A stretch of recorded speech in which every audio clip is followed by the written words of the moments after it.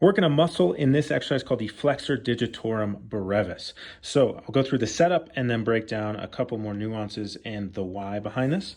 So I got one of these wider TheraBand strips. I'm gonna have part of it under my entire foot and then part of it hanging here. And then I'm gonna have it wrapping around my 4 smaller toes. I'm gonna get some tension so that pulls my 4 toes up off the ground, but I wanna keep the ball of my foot and the big toe down and flat. So I don't want this to curl or lift up. From there, now my toes are off the ground. That might be a little tough to see with the perspective, but that's about as far up as my toes can go. So they're lifting, and I'm gonna press them down and flat. Up, down and flat. Up, down and flat.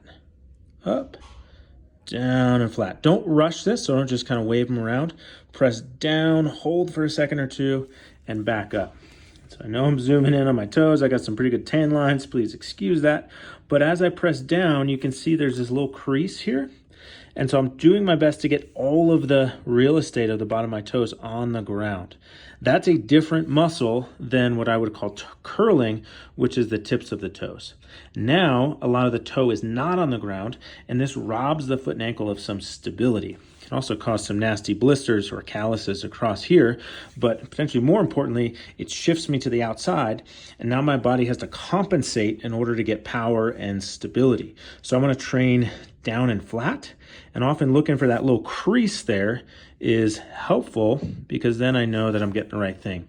Some people have a little bit of what's called a hammer toe presentation, where they might present like this, relaxed, and so they might not be able to get them all the way down, but they can still work to get some of the same muscles. So the intent should be to get them down and flat. A couple other cues here. So as I work through, if your foot feels like it's about to cramp, that means we're probably working the muscle about as hard as it can work right now. And so just decrease tension to where you can do 8 to 10 reps without an immediate cramp. I typically want tension as you progress to where about 12 to 15 reps feels like some pretty dang good work through your toes and your feet. And then the other main technique cue is that ball of the foot and big toe, as best you can, should stay down and flat and not curling or not rolling out, heel not lifting. So basically I don't want any muscle substitution at play. I don't want to try and push down by lifting, and I don't want to curl like that. I'm trying to keep everything as still as I can as I push through the toes. And you'll see as I do some reps here, my toe control there came up a little bit. My toe control is not perfect. I've had some issues on this side. I'm working on this myself. And so my big toe wiggles around a little bit.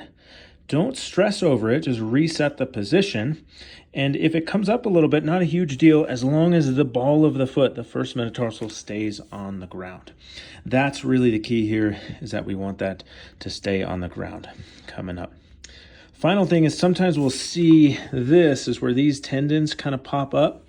That's not inherently bad to start, but that's often another substitution pattern. Those are the toe extensors. We're trying to work the toe flexors. Flexing means down. And so if I'm seeing tendons pop up on the top of the foot, it means that I'm just engaging a lot of things I maybe don't need to create that motion. And so often in this position, I try to be relaxed, let the band do the work on the way up, and then press to the air. They want to kick in a little bit. You can even see them. I'm going to try and relax them and then press down just through the toes. So slowing it down, relaxing at the top, pressing back down. So there's an element of called motor controller dexterity here. All right. So going on 4 minutes of looking at my feet, so that's probably enough for you, but this can be a really powerful exercise for the right person who's either had some ongoing foot ankle issues or some issues with balance. There's a number of times where we can use this to build strength in the feet and then progress it to something more dynamic where we're working these same muscles up and moving.